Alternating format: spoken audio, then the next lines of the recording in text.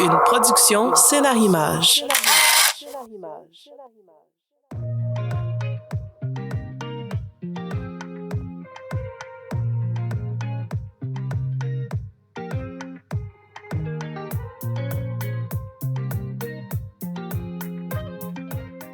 Bonjour et bienvenue au podcast Pareil, pas pareil. Je m'appelle Célina et je suis votre invitée. Alors, merci de m'inviter chez vous. Merci de nous écouter, peu importe où vous vous trouvez. Commençons par la pleine conscience. On prend 3 grandes respirations.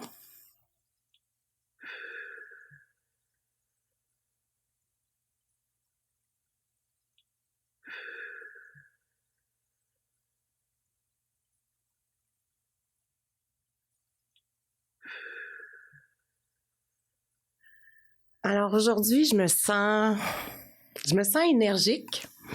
Je suis joyeuse, heureuse. Je suis dans un nouvel environnement pour le podcast d'aujourd'hui, donc je constate qu'il y a beaucoup de couleurs vives, c'est une belle énergie. Je me sens bien. J'aimerais remercier la vie pour tout ce qu'elle a fait pour moi et ce qu'elle continue de faire. Et ma gratitude aujourd'hui irait à mon équipe de production, Scénarimage. Donc, j'ai un excellent service et je remercie la vie de les avoir mis sur mon chemin. Donc, comme à l'habitude, on va commencer par les grandes lignes de mon expérience de vie. Le sujet aujourd'hui, c'est les centres jeunesse et la DPJ.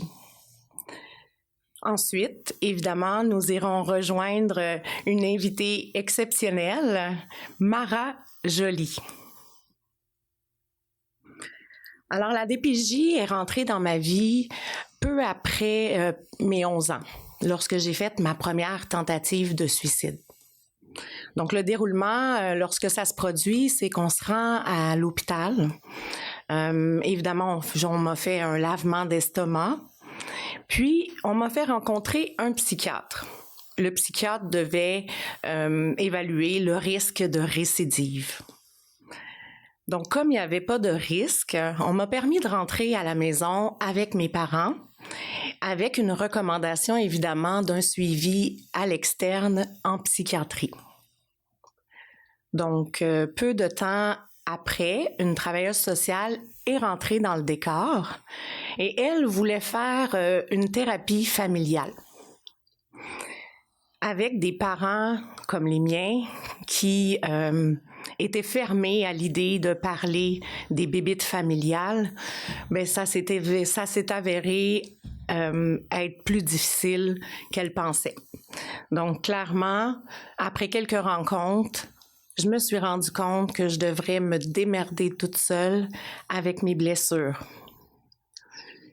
Et je devrais aussi, si je voulais de l'aide, le demander par moi-même. Donc, c'est ce que j'ai fait. J'ai parlé de tous mes abus passés à la travailleuse sociale et c'est à partir de là que j'ai été pris en charge par la DPJ. Mon premier hébergement s'est trouvé à l'hôpital psychiatrique de Rivière-des-Prairies. En fait, on devait évaluer si j'avais des troubles de santé mentale. Donc, clairement, j'ai été en évaluation pendant 2 semaines dans une unité à sécurité maximum.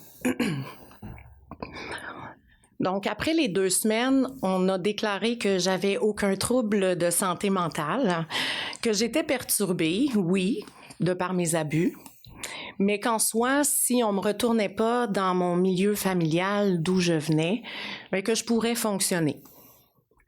Donc, on m'a transférée dans une unité à sécurité minimum et puis j'ai fait à peu près 2 mois à l'hôpital. Donc, j'ai continué à aller à l'école le temps de finir mon secondaire 1.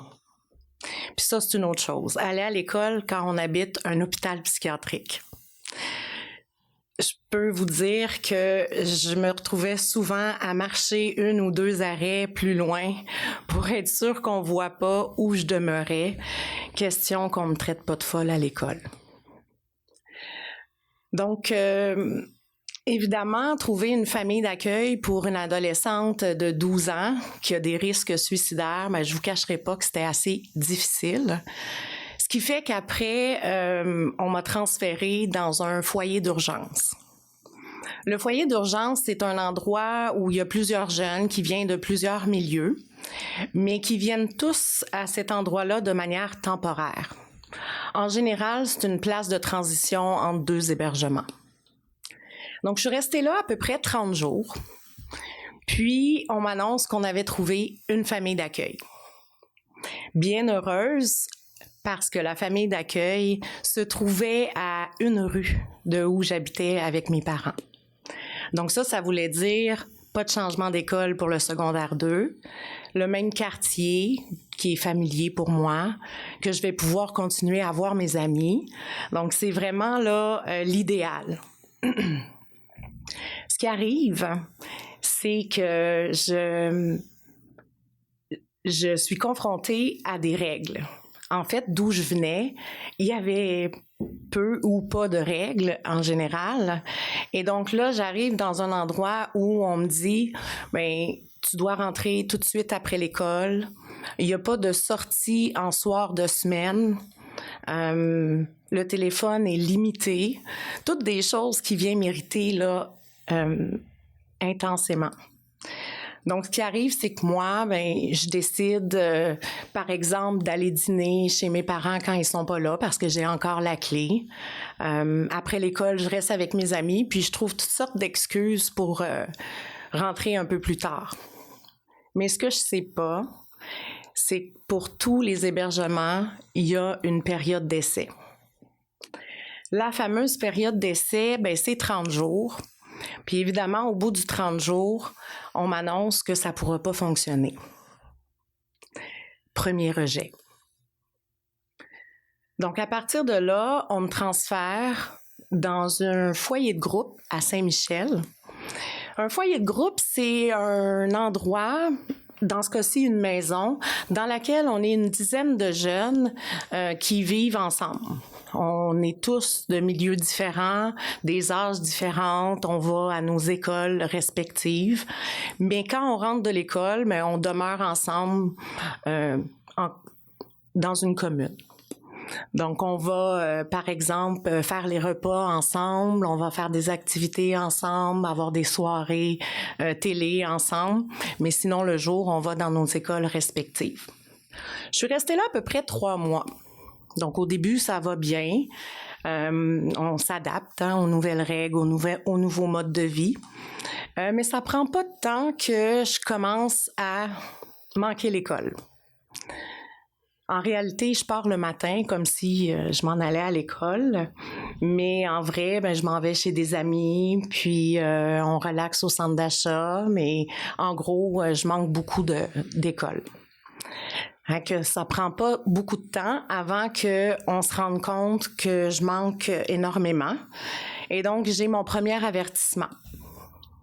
Ça continue, un 2e, puis un 3e avertissement. Et ce qui arrive, c'est qu'encore une fois, on mentionne que ça ne pourra pas fonctionner. Rejet numéro 2. À partir de ce moment-là, ma travailleuse sociale m'a posé un ultimatum. En fait, j'ai la chance d'avoir le choix. Je ne vous dirai pas qu'à ce moment-là, j'ai pensé que c'était une chance, mais en réalité, j'avais vraiment la chance de me reprendre. Donc, 2 possibilités, en fait, c'était que je sois transférée dans une autre ressource, mais que je reprenne mes études sérieusement. Donc, je devais plus manquer de cours, puis passer mon secondaire 2 pour éventuellement, peut-être trouver une famille d'accueil. La 2e possibilité, c'était que j'aille en centre jeunesse fermé. Donc ça voulait dire un centre où il y a des règles très strictes et omniprésentes, C'est un établissement, dans le fond, où ce que l'école est dans la même bâtisse que l'hébergement. Donc, pas de chance de manquer l'école. C'est clair que je voulais pas aller là. Donc, j'ai pris la deuxième chance qu'on m'offrait pour aller à l'école, faire ce que j'avais à faire. Et puis, au final, j'ai passé mon secondaire 2. Comme quoi, quand on veut, on peut. Donc, suite à ça, là où je suis restée, je dirais, à peu près 3-4 mois. Mais suite à ça, on avait trouvé une famille d'accueil. Par contre, là, on m'envoyait à Laval. Et donc là, ça voulait dire que cette fois-ci, je devrais changer d'école. J'allais changer de quartier. Puis j'allais aussi changer de mode de vie. Parce que là, on allait être moins. Dans le fond, c'est une famille avec 2 parents. Ils ont leur propre fille biologique, qui est un peu plus âgée que moi. Puis il y a 2 garçons qui sont plus jeunes que moi, qui, eux, sont en famille d'accueil, là, comme moi. Puis c'est la première fois que je peux dire que je vis une vie de famille saine. Je suis heureuse. Il y a du dialogue. On fait des activités. On rigole. Je sens vraiment que je suis acceptée et affectionnée. Mais évidemment, c'est tellement beau que j'embarque dans l'auto-sabotage.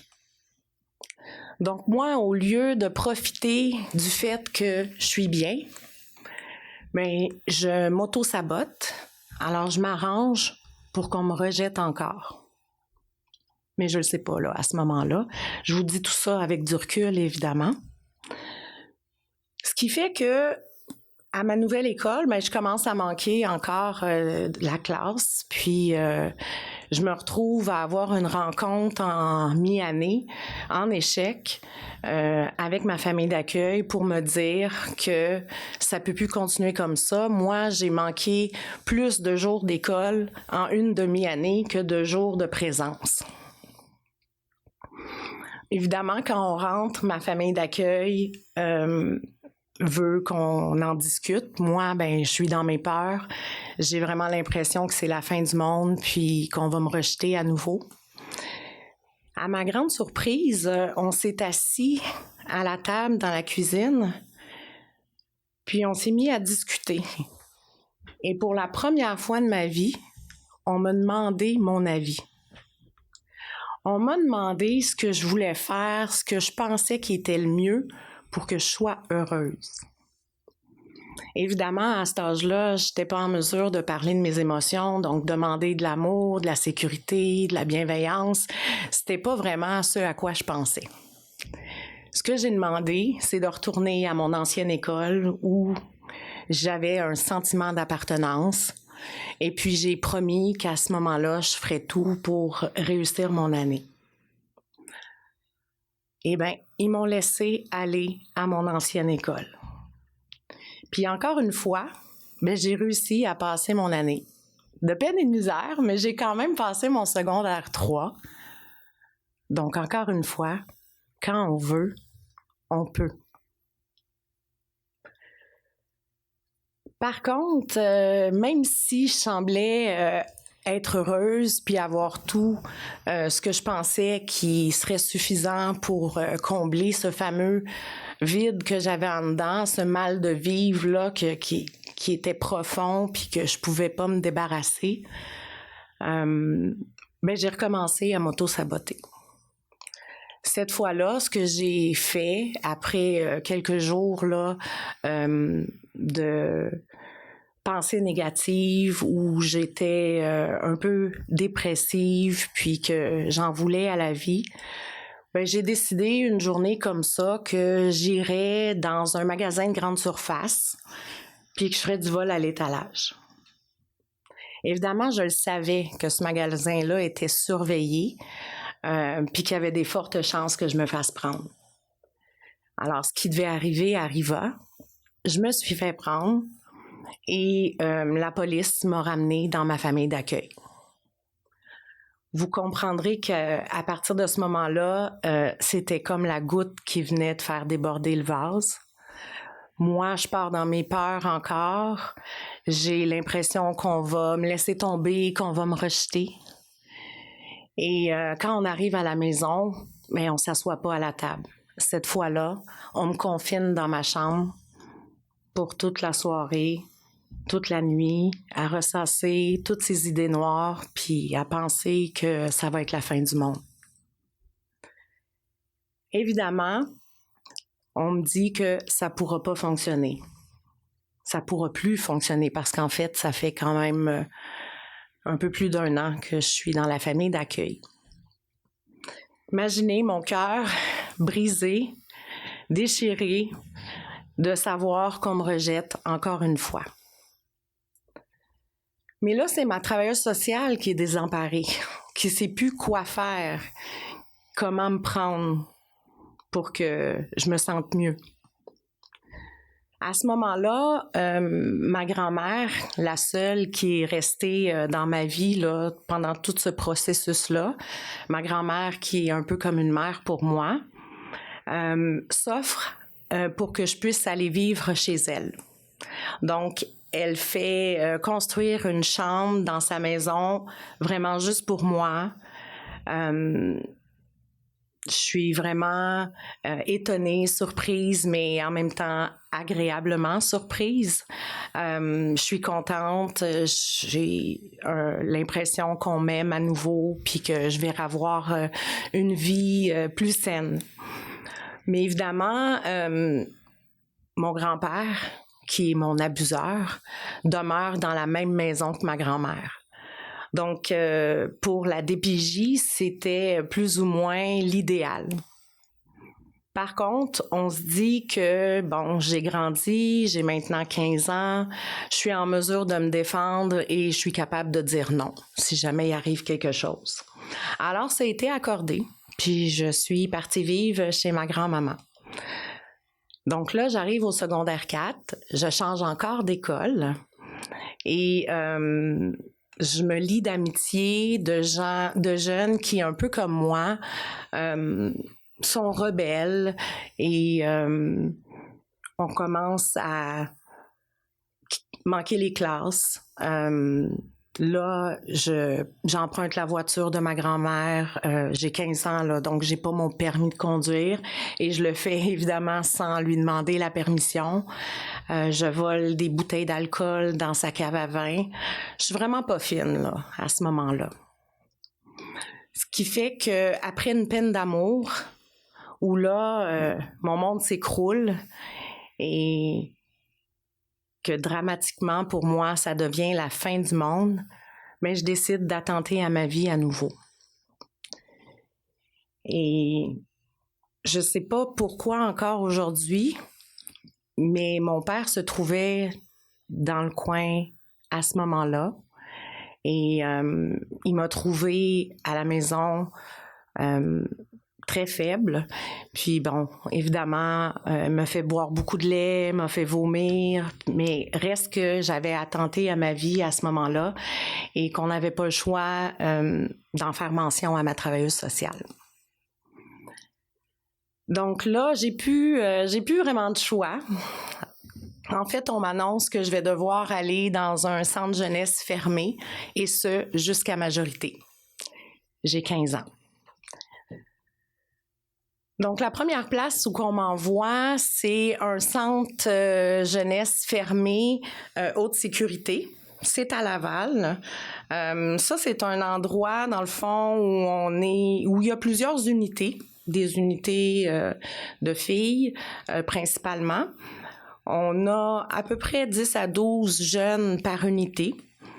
C'est des grandes pièces à air ouverte. On a un salon et une salle à manger qui se trouvent dans l'aire commune. Mais sinon, tout autour, c'est des chambres individuelles avec des portes magnétisées. Puis là, ben, comme je vous ai mentionné, les règles sont très strictes. Donc, il n'y a pas place à avoir de l'attitude ou à affronter l'autorité. Si c'est le cas, ben on se retrouve évidemment en isolement. Et là, ben tu ne veux pas te retrouver en isolement.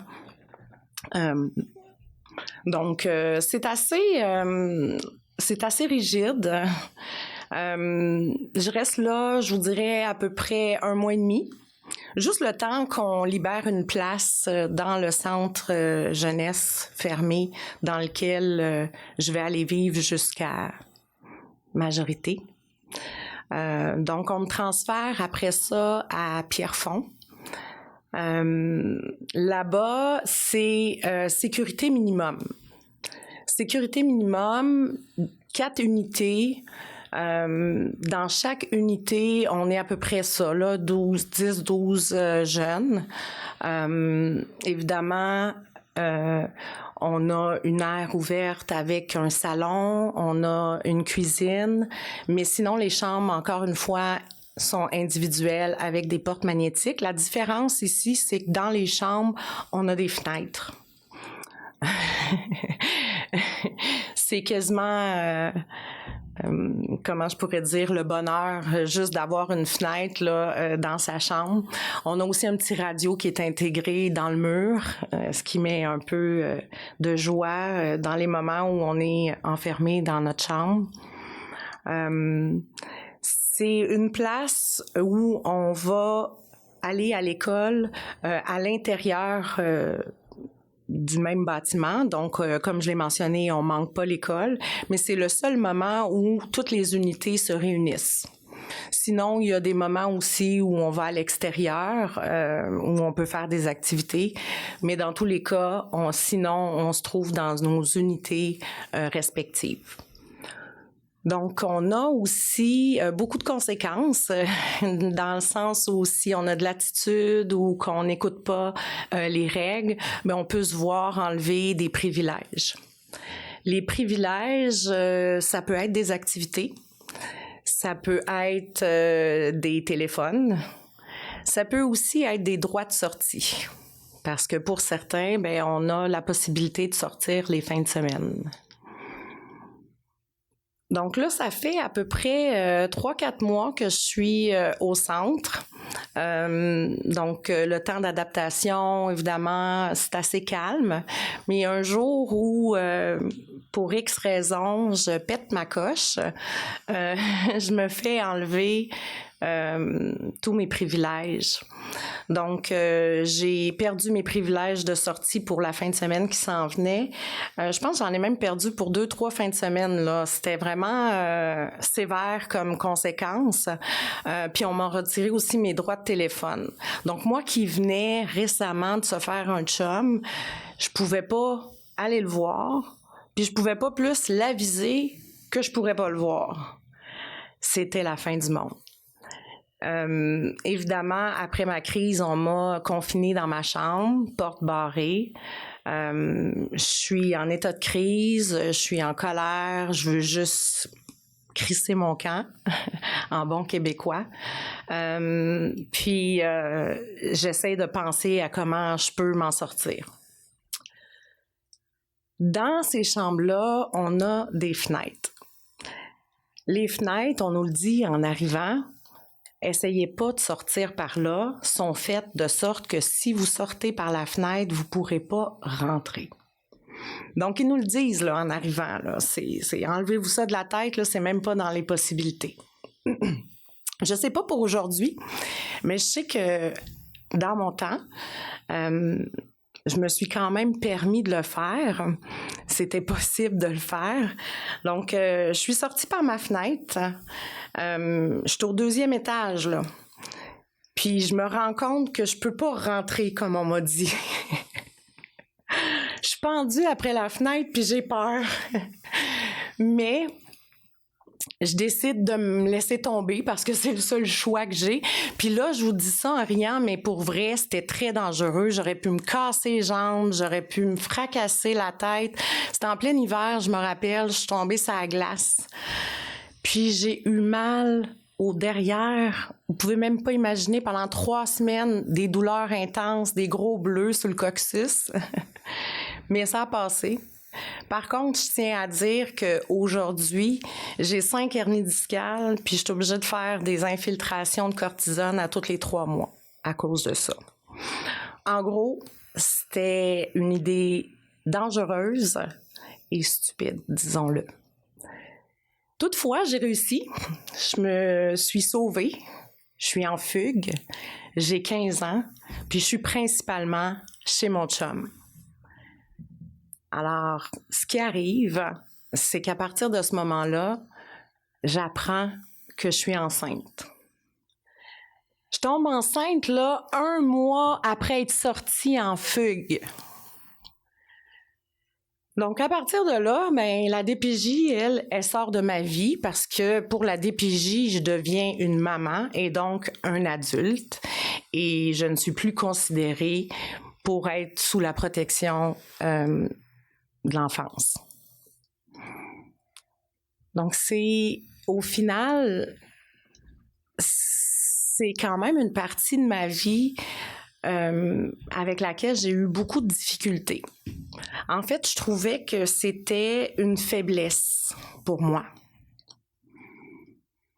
Donc, on le sait, là, j'ai fait 8 établissements et 8 hébergements là, en 3 ans. Donc, on s'entend que c'était pas là qu'on avait de la stabilité. Par contre, j'ai appris aussi que les faiblesses, on pouvait les transformer en force. Donc, je vous explique. Un manque de stabilité, oui, mais aujourd'hui, je peux dire que j'ai une grande capacité d'adaptation. J'ai eu beaucoup de figures d'autorité différentes. Encore une fois, une instabilité. Par contre, j'en ressors gagnante parce que j'ai développé ma sociabilité. J'ai fréquenté beaucoup de jeunes. Je me suis attachée à eux, puis on me les a enlevés régulièrement. Donc, au niveau de l'attachement, c'était assez difficile. Par contre, j'ai développé l'empathie. Avec toutes les histoires qu'on entend dans les centres jeunesse, tous les jeunes que j'ai côtoyés, ça m'a permis de le développer. Je vous dirai pas non plus combien j'ai eu de travailleurs sociaux là, dans mon dossier.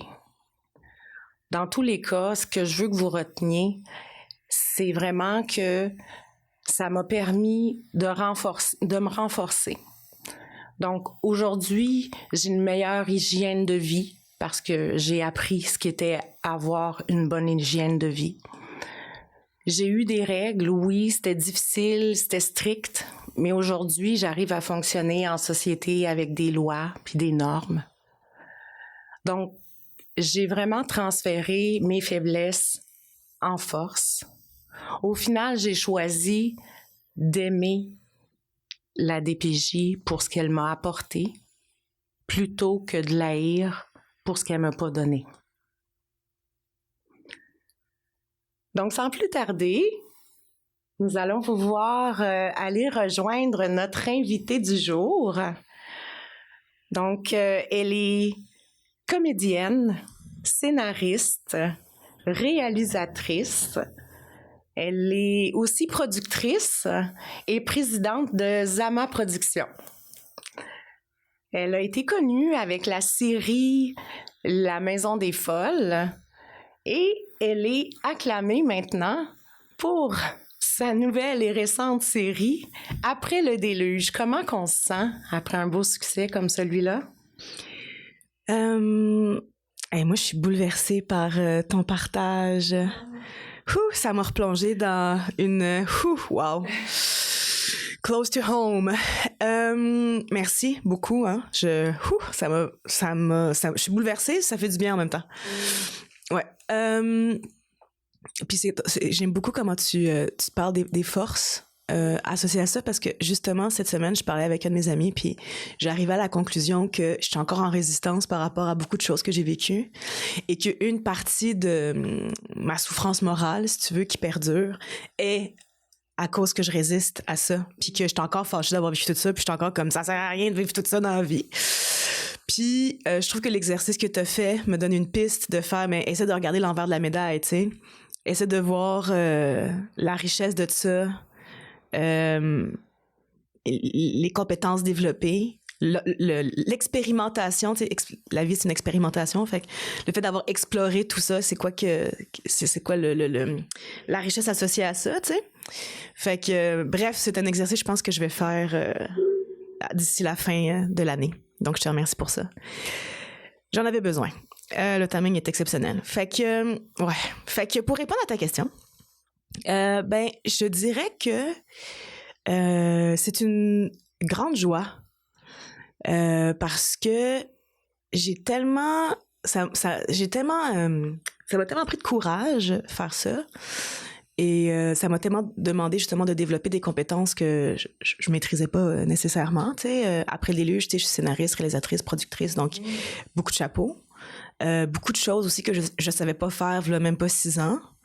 Donc, je te dirais que c'est un peu un geste qui est beaucoup né de mon désespoir, de ma colère, mais puis aussi d'un grand désir d'amour. Tu sais, comme actrice, j'avais été sur des plateaux de tournage, puis je trouvais ça... tu sais, je suis sortie de l'école j'ai fait 4 ans d'école de théâtre, je suis sortie en 2010, c'était vraiment un autre monde.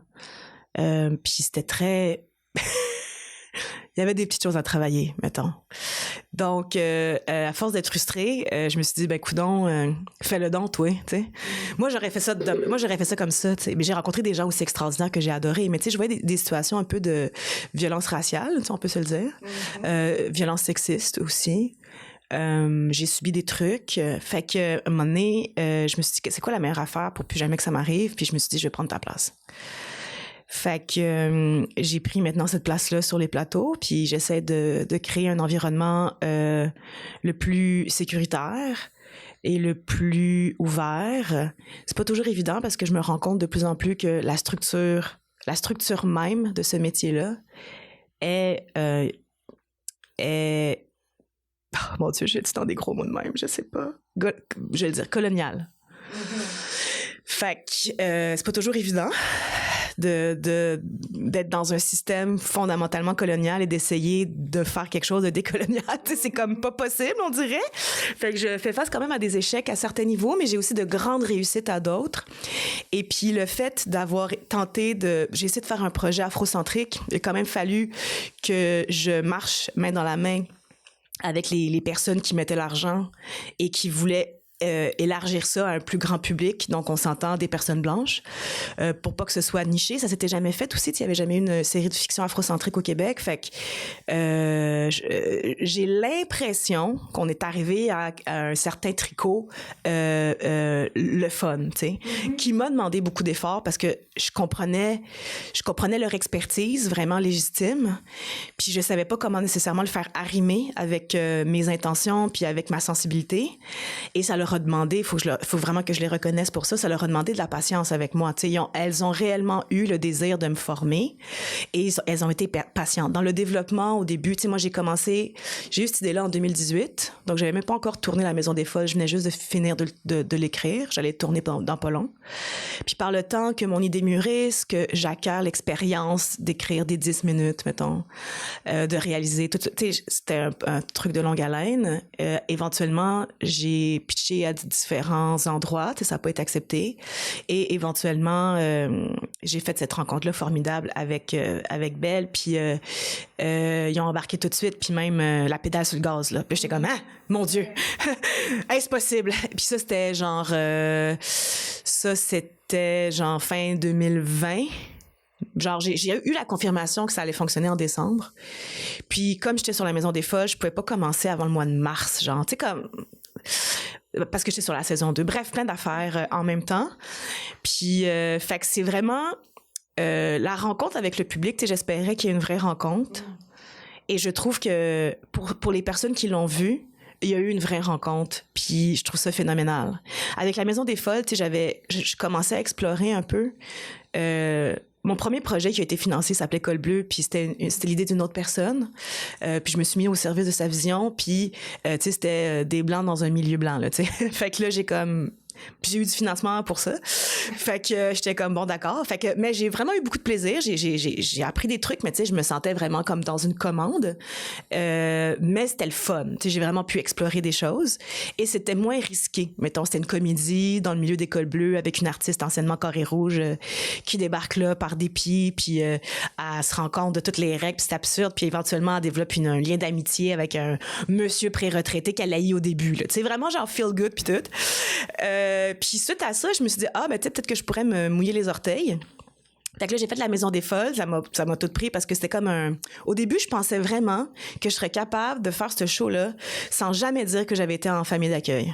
Puis que j'étais un enfant de la DPJ. Je pensais vraiment là que je serais capable de garder ce bon secret pour moi, que personne s'en rendrait compte, que je dirais jamais ça.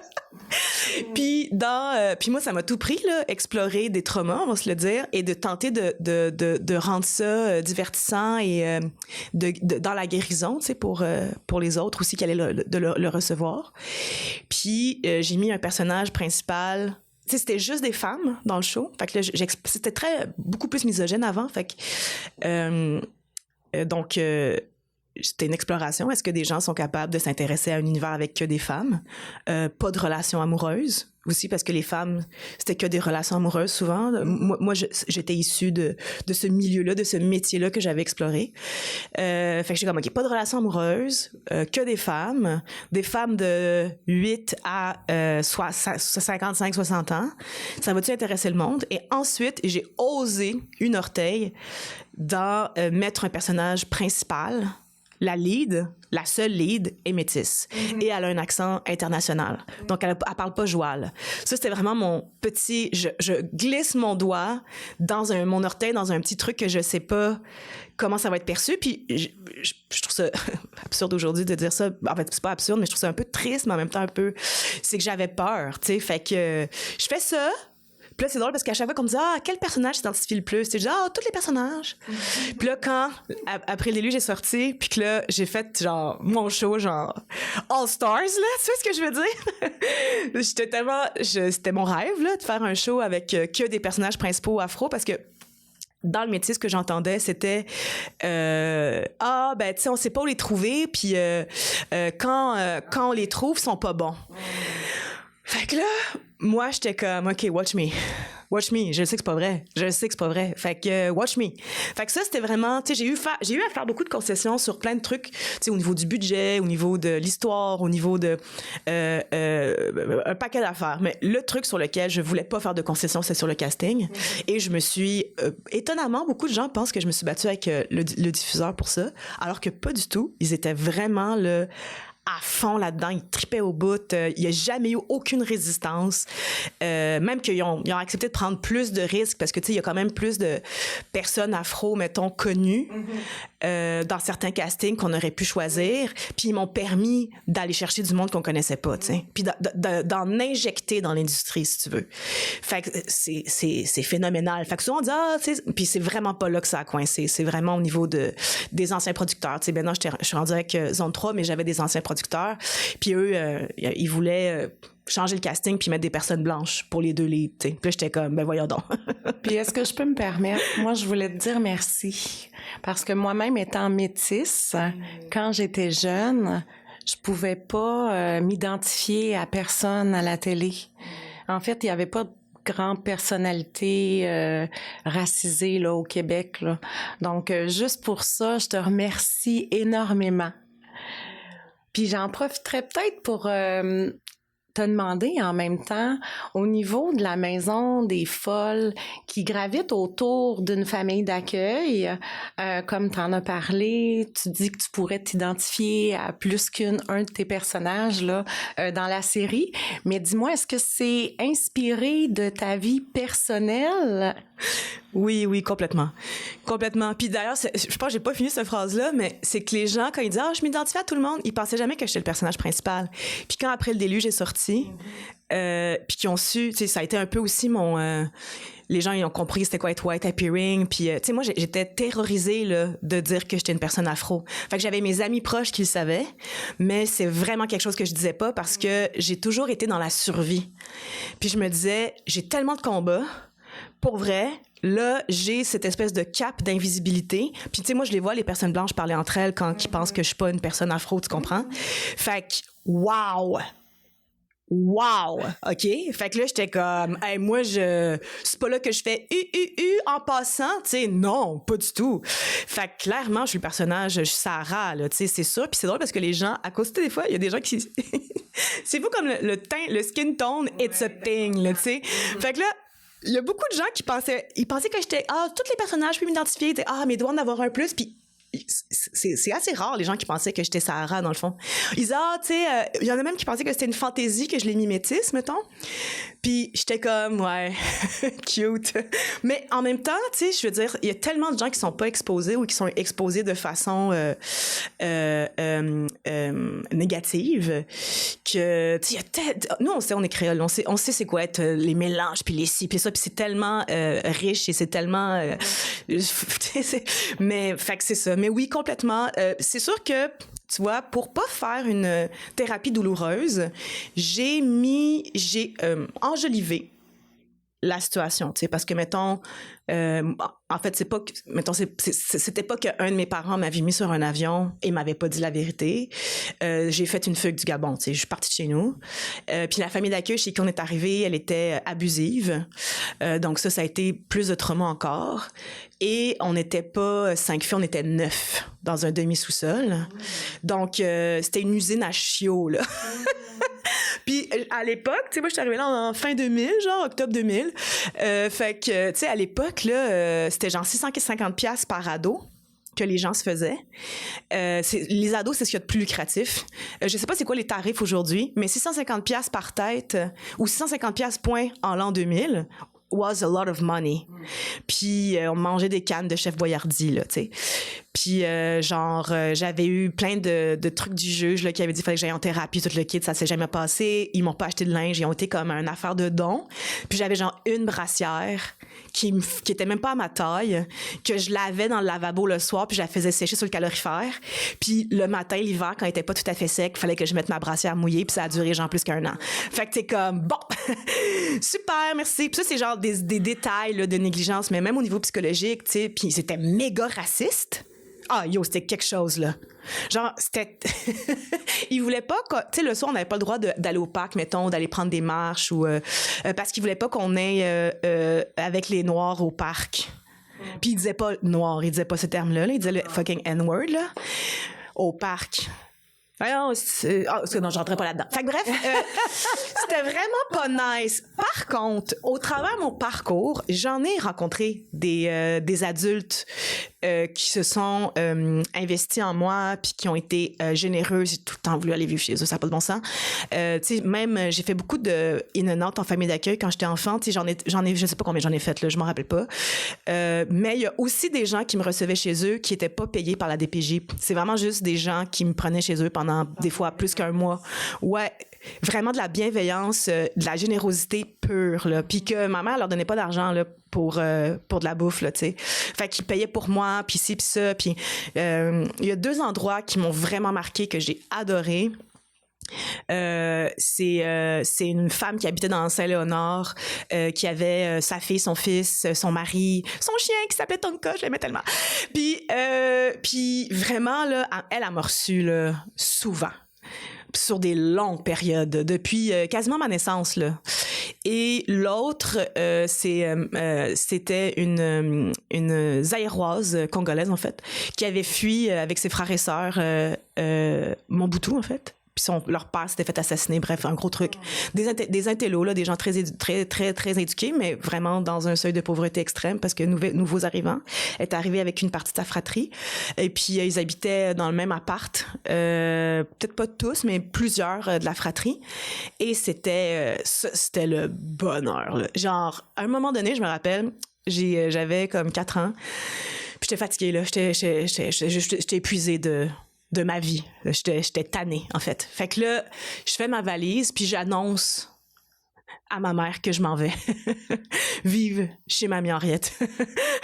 Genre, je suis tannée. Genre, je suis juste comme, hey, tu viendras me rendre visite des fois quand tu pourras. Yo, ça a pas passé, là. Ça se passait pas du tout. Fait que c'est ça. Fait que j'en ai rencontré des gens merveilleux ou même des profs. Tu sais, j'étais une personne assez secrète. Tu sais, c'est quoi la honte, là?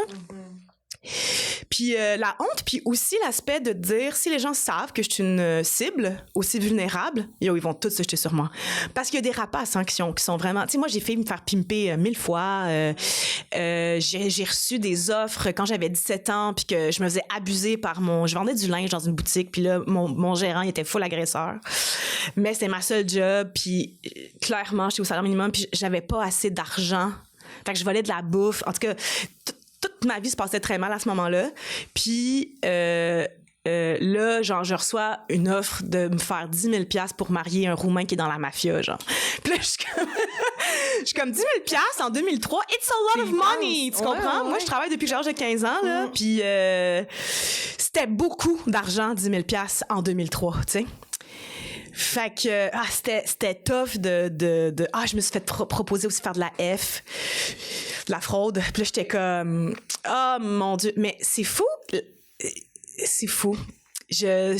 En fait, la F, j'aurais pu être tentée. Marier le Roumain, non. Oui, j'ai été tentée, mais non, la mafia, j'étais comme parce que en fait, c'est que j'ai regardé les femmes dans la mafia. J'aurais pu mal virer, mais j'ai regardé les femmes dans la mafia, puis elles étaient tellement maltraitées.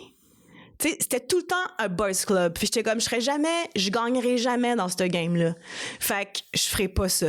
La F, j'ai été tentée, mais ça me faisait chier parce que ils fraudaient des particuliers. Puis ça, c'était complètement contre mes valeurs. J'étais comme, si tu fraudais un immense gouvernement ou genre des institutions richissimes qui connaissent vraiment les règles financières puis qui les exploitent à leur privilège unique, peut-être, oui, en fait, j'aurais été très en phase avec mes valeurs de faire ça, mais des particuliers, c'était genre way too much pour moi. Puis en plus, la proposition, j'étais la première sur la ligne, fait qu'on voyait ma face, c'est juste que j'avais l'air d'une fille sage. Fait que j'étais comme, oh mon Dieu, c'est tellement un piège, oublie ça, là, genre j'ai beaucoup trop d'ambition pour ça. Pas d'ambition nécessairement dans le crime organisé, c'est pas ça, mais juste pour ma vie, genre. Puis un truc qui m'a vraiment aidée, je pense, au travers de tout ça, c'est que quand j'ai fait ma fugue, j'arrivais du bled. Tu sais, j'avais vécu au Sénégal, au Gabon, en Afrique du Sud. Là, j'arrivais du Gabon. Puis j'ai pas été à l'école de mes 8 à 15 ans. J'étais déscolarisée. J'ai fait 2 années en une la première année que j'ai été retirée de l'école parce que j'ai pu aller à mon propre pacing à moi, qui est pas genre faire 1 heure de cours, 5 cours par jour. Tu sais, c'est pas mon cerveau fonctionne pas comme ça. Fait que j'ai fait 2 années en une, puis après ça, plus d'école, bye. Fait que ça a été vraiment tough de grandir en Afrique avant, dans les années 90. En fait, ça m'a comme sauvée en même temps. Mais ce qui était tough, c'était d'être une adulte. Tu sais, moi, j'ai pris l'avion, tu sais, j'étais arrivée là-bas, j'avais 11 ans, j'avais des seins. Tu sais, comme j'ai une puberté précoce, là, comme beaucoup de jeunes filles qui vivent du stress puis qui sont agressées, on a une puberté précoce, là, souvent. C'est comme notre corps, il est comme, deviens un adulte puis décalisse. Fait que j'étais j'avais l'air d'avoir comme 20 ans, là, tu sais, à 10 ans, là, tu sais, je me rappelle à un moment donné, j'étais au Québec avec ma fratrie, mes 3 frères et sœurs, j'étais au parc à Outremont, genre, puis je me fais draguer par un papa, là, tu sais, parce qu'il pensait que les 3 bambins, c'était mes enfants, tu sais. Puis là, quand j'y ai dit que j'avais 12 ans...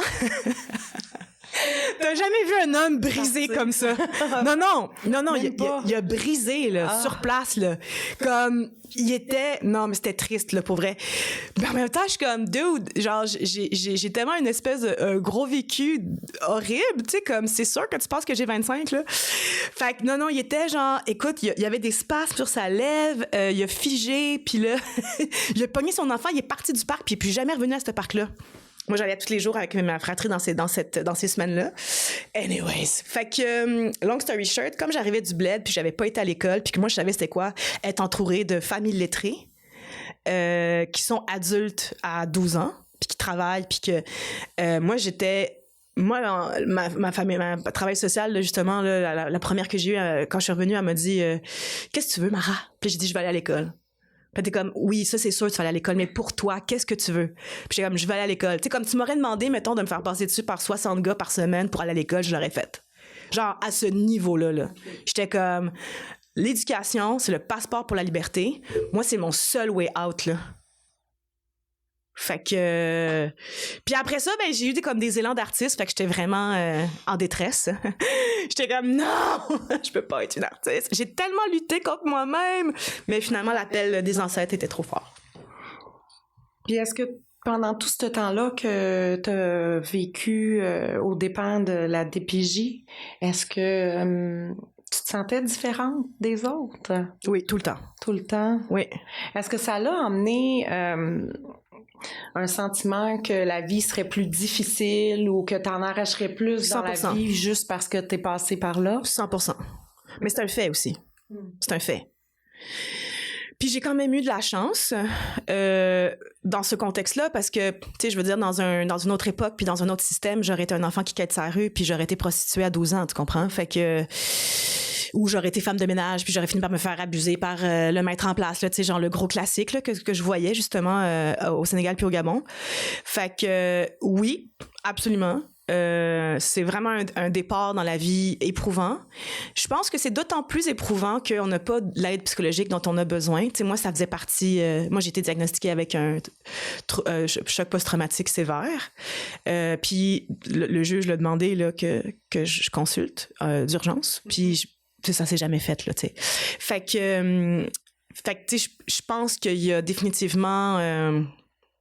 après ça, tu sais, j'aurais-tu été capable de recevoir de l'aide psychologique, de m'ouvrir à quelqu'un.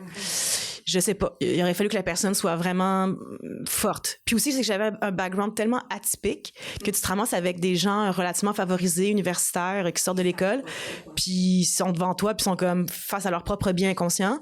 Puis veux pas, ben il y a le concept aussi d'être une personne issue des diversités culturelles, racisée. Fait que là, c'est comme rajouter des layers là-dedans. Fait que mon nez.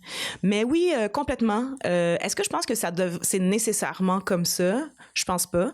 Mais il y avait vraiment un a priori, je sais pas trop comment ça se passe en ce moment, mais il y avait vraiment un a priori à l'époque où est-ce que t'étais une fille de DPJ, t'étais une fille à problème. Même qu'il y a des parents qui voulaient pas que tu sois amie avec leurs enfants. Fait que c'est comme un rejet perpétuel. Puis après ça, t'as des gens qui sont comme, ouh, une cible facile, puis qui se jettent sur toi. Fait que, puis tu vois, moi, étant donné que je suis pas la première génération de la DPJ, moi, je suis la deuxième, puis au niveau de mes arrière-grands-parents, il y a aussi beaucoup d'orphelinat là-dedans. Fait que je suis comme 3 générations, là, dans le fond. Puis moi, j'avais promis au Sénégal de me marier vierge. Bon, d'accord. Pour être l'amie, pour continuer de fréquenter mon ami, il a fallu que je le promette. Mais j'avais cet aspect-là où j'avais tellement peur de tomber amoureuse parce que je me suis dit, je vais tomber en amour, je vais faire de la sexualité, puis je vais tomber enceinte. Puis je veux dire, moi, je viens d'une génération de filles mères, là. Tu sais, c'est ça, c'était comme tomber enceinte à 16 ans, là, 2 fois de suite au-dessus de ma tête. Fait que pas toujours choisi, là, je te dirais. Il y a eu en tout cas, bref, il y a eu des affaires là-dedans. Mais fait que là, moi, j'étais comme, serre les genoux, prends pas de drogue, puis l'école. Mais c'était tough, l'école, là. Imagine, moi, il y a personne là, qui m'a aidée, là, parce que ça faisait 8 ans que j'avais pas été à l'école, là. J'étais laissée à moi-même, là. C'était tellement difficile. Puis après ça, ben, tu sais, c'est pas... être pas intello, mais être studieux, c'est pas reconnu ici. Tu sais, en Afrique, c'est vraiment plus valorisé. Ouais. Heureusement, j'ai eu accès à cette éducation-là, même si j'allais pas à l'école. J'étais une grosse blédarde, sous-scolarisée. Fait que là, c'est tough de gager le rejet de tes pairs parce que tu t'habilles pas sexy, parce que tu cherches pas l'attention des garçons pour avoir monté la hiérarchie sociale secondaire.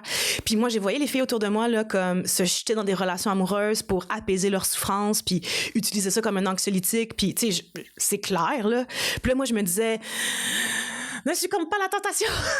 Fait que j'ai vraiment eu une adolescence assez austère, je trouve, parce que j'avais peur d'avoir du plaisir, parce que j'avais peur de plus avoir la force de souffrir autant. Puis qu'il fallait que je me sorte de la merde.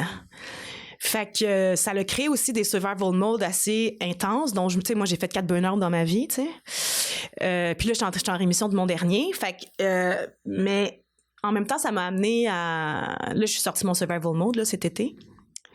Puis là, j'explore la vie autrement. Puis j'ai aucun repère sur c'est quoi ne pas courir en avant. Mais ça fait du bien. Fait que je suis comme en train de... c'est comme si j'étais morte, puis là, je suis renée, tu sais. Fait que c'est... Ouais. Je me rappelle pas c'était quoi ta question. Ah oui, est-ce qu'on a des préjugés? Ouais, mais-en. Mais il y a aussi des super pouvoirs, tu sais, parce que moi, mettons, un de mes meilleurs amis, quand j'étais arrivée dans le monde un peu plus éduqué, privilégié, mettons, lui, financièrement, il venait d'un milieu très favorisé. Mais malheureusement pour lui, il n'avait pas nécessairement reçu des meilleurs outils au niveau de la santé mentale, émotionnelle. T'sais, il était gay puis il venait d'un milieu super homophobe. Je te donne un exemple, mais financièrement cossu. Et il a été super fonctionnel jusqu'à ses 25 ans.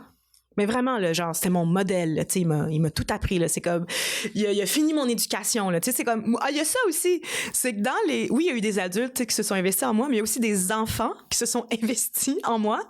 Tu sais, quand les enfants, un peu comme voyons, Peter Pan avec les enfants perdus. D'ailleurs, La Maison des Folles, à la base, ça s'appelait mon titre de travail, c'est Les enfants perdus. Ouais. Puis dans ma tête, genre, ma tante, c'était une vieille Wendy. Puis Sarah, c'était Peter Pan. Tu sais, elle débarque. Puis là, tout d'un coup, les enfants perdus deviennent dans une cohésion, là, tu sais. Anyway, c'était un peu ça, ma fable de base. Mais ouais, c'est ça. Fait qu'élevé par des kids. Puis tu vois, cet ami-là, à un moment donné, il a crashé sa vie, là. Puis je me rappelle, tu sais, on avait 17 ans, puis il dit qu'il avait peur de la vie. Puis là, j'étais comme, ben oui, c'est sûr, la vie, c'est terrible, tu sais. Puis là, il dit, j'ai peur parce que je ne sais pas si je suis fort. Puis là, finalement, il m'explique qu'il a tellement peu expérimenté par lui-même cette existence. Il s'est tout le temps fait dire quoi faire, puis qu'il connaissait pas sa capacité de résilience. Il savait pas, en fait. Et ça le terrifiait. C'est triste. Puis moi, je regarde ça, puis je suis comme, oh my God, moi, je sais que yo, moi matin, midi puis soir, puis je vais quand même péter des 85, là. Tu comprends? En n'ayant pas été à l'école pendant 8 ans. C'est comme, il y avait... Mais là, ce qui me fait peur, c'est... fait qu'il y avait un super pouvoir associé à ça, tu sais, je peux pas dire ça. Je peux pas dire que c'est pas là, tu sais. Puis c'est pour ça que ton parcours de gratitude, tantôt, j'étais comme, ah ouais, faudrait vraiment que j'honore les richesses associées à un parcours aussi... original. Ah, il y a ça aussi, tu sais, comme tout le monde veut genre uniqueness, unique et machin. Moi, toute ma vie, au contraire, tu sais, j'étais comme arc. Rien à chier d'être unique. On va être pareil comme tout le monde, mais en réalité, on est tous différents. Donc oui, là, unique as everyone. C'est un peu pour ça, pareil, pas pareil. Oui, mais j'adorais ton titre. Puis là, des fois, je suis comme, on est comme des flocons de neige, on est toutes comme pareil, mais on est toutes uniques à notre J'étais comme, mais moi, ma uniqueness, parce que j'aimerais ça appartenir à quelque chose, tu sais. Puis le fait de créer, puis d'avoir une audience large, ça me crée ce sentiment d'appartenance-là. Parce que quand les gens connectent à cette sensibilité-là que je mets de l'avant, je me sens moins seule. Et même ces gens-là se sentent moins seuls. Puis c'est d'aller dans des petites zones émotionnelles tellement spécifiques, des fois. C'est comme une communion. Fait que ça, c'est ma façon de communier. Ça me fait du bien. Et en terminant, Mara, j'aimerais ça que tu nous donnes des conseils. En fait, si tu avais un conseil à donner à un jeune qui vit en centre jeunesse ou qui a vécu aux dépens de la DPJ puis qui croit qu'il n'arrivera pas dans la vie, dans le fond, qu'il fera rien de bon dans la vie, qu'est-ce que tu leur dirais à ces jeunes-là? Ah, l'estime de soi, c'est tellement... je peux-tu prendre le temps de penser? Oui. Ouais, faut que j'y pense. Quelle question! Moi, il y a un livre qui m'a sauvé la vie quand j'étais adolescente. Je l'ai pas relu depuis, j'ai jamais osé le relire. Mais ce livre-là m'a trouvée au Gabon, puis il a changé ma vie, puis c'est pour ça que j'ai fait ma fugue. Et je me suis beaucoup accrochée à ce livre-là pour me sortir de la merde, en fait. Et c'est L'Alchimiste de Paulo Coelho. Puis c'est pas tout le monde qui aime la lecture, puis je respecte vraiment ça. Il doit exister en livre audio. Ceci dit, il y a quelque chose dans le rituel de regarder des mots et de laisser son imaginaire fleurir aux mots des autres. Je pense que c'est écrit quand même de façon simple et puissant. Paulo Coelho, c'est quelqu'un qui a été enfermé dans un institut psychiatrique par ses parents à l'adolescence, il avait 17 ans. Et c'est quelqu'un de très... je le connais pas personnellement, puis je connais pas sa vie, mais il vient de loin. à sa manière. Puis c'est un Brésilien aussi. Bref, il vient de loin, tu sais. Et je dirais peut-être tenter de lire ce livre. Puis et d'avoir un rêve. De juste trouver un rêve. Et de marcher vers ce rêve. Puis je trouve que le fait d'avoir un rêve, ça donne une direction, ça fait des choix. Moi, j'avais un rêve. Ça m'a permis de faire des choix. Je me connaissais pas, j'avais une mauvaise estime de moi. Je trouvais que la vie... écoute, j'avais lu ça dans des toilettes j'avais lu ça dans des toilettes de bar, puis la vie, c'est une pute, il faut bien la baiser. Tu sais, des affaires de même, là, que t'es comme, oh mon Dieu, tu sais, c'est super sain, let's go, tu sais. Mais... ah oui, life is a bitch and she don't fuck for free. Tu sais, franchement. Puis j'y croyais, mais tu sais, j'avais jamais rien vu de temps, en tout cas. Puis aujourd'hui, c'est tellement pas ça, tu sais, c'est tellement pas ça. Puis aussi de mettre des objectifs, tu sais, moi, mettons, j'ai longtemps eu des idéations suicidaires, tu sais, je dirais pas que ça m'échappe encore aujourd'hui. Et ce que j'avais fait à l'époque, c'est que je m'étais mis une date. Et là, je m'étais dit, puis c'était comme une date, là, genre dans 1 an et demi, là, tu sais. Fait que j'ai comme, OK, je me mets cette date-là, et si jamais... Puis là, je fais tout ce que je peux. Puis si, à cette date-là, ça va pas mieux, yo, je me donne mon break. Mais si ça va un peu mieux, OK, je vais essayer de voir si ça peut aller un peu mieux, encore plus, petit à petit, tu sais. Fait que c'est ça. Puis évidemment, tu sais, je pense que... Je sais que des fois, c'est financièrement difficile, mais la thérapie, tu sais... C'est... tu sais, puis moi, il y a plein d'affaires qui s'est passé, là. J'étais pas diagnostiquée sur un paquet d'affaires. Tu sais, maintenant, j'ai une médication, plusieurs médications. Je prends 3 pilules par jour. Ça m'aide énormément. Tu sais, il y a comme un... Ouais. Puis un autre truc aussi, je pense, qui pourrait faire du bien, ce serait de trouver une forme d'expression. Une forme d'expression. Que ce soit, peu importe comment tu t'exprimes. Ça peut être, oui, le sport. Oui, ça peut être le sport, ça peut être l'art, ça peut t'enregistrer, ça peut juste trouver une forme d'expression libre. Un espace où tu sors ça de ton corps. Je pense que c'est vraiment important de le sortir de son corps. Et voilà. Et si jamais l'armée aussi peut offrir des études gratuites. Ils payent tes études, puis après ça, tu leur dois genre 5 ans, je pense. En tout cas, je sais pas comment le programme fonctionne. Mais moi, j'aurais fait ça si c'était pas passé 1 million de péripéties, là. Mais si jamais les études... Puis les études, c'est pas nécessairement l'unique chemin non plus. Tu sais, moi, j'ai un cégep, là. Fait que, do you. Wow! Mais je te remercie vraiment beaucoup pour ta générosité aujourd'hui, Mara. Merci à toi, Merci vraiment. d'avoir été avec nous. Et pour les auditeurs, je vous dis un gros merci d'avoir été là, vous aussi. Je vous invite à aller sur les réseaux sociaux de Pareil Pas Pareil. Vous allez aussi trouver les liens au bas de cet épisode. Je vous invite également à liker et à commenter. C'est quand même ma première expérience en podcast, donc j'aimerais bien vous lire. Question de savoir s'il y aura une 2e saison. Alors, je vous dis à bientôt pour le prochain épisode où nous aborderons la grossesse à l'adolescence.